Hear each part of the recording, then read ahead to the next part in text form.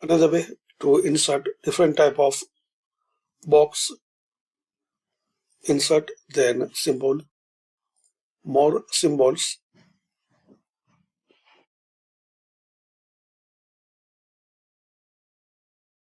and here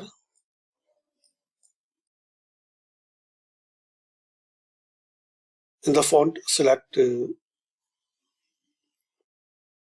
webdings.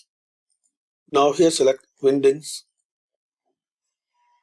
and here you will find almost different type of box.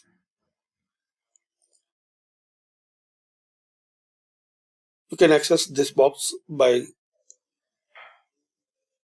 typing this character code 168.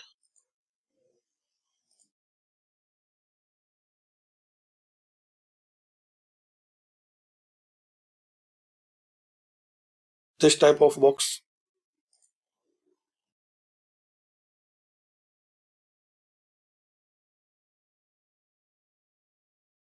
Checkbox.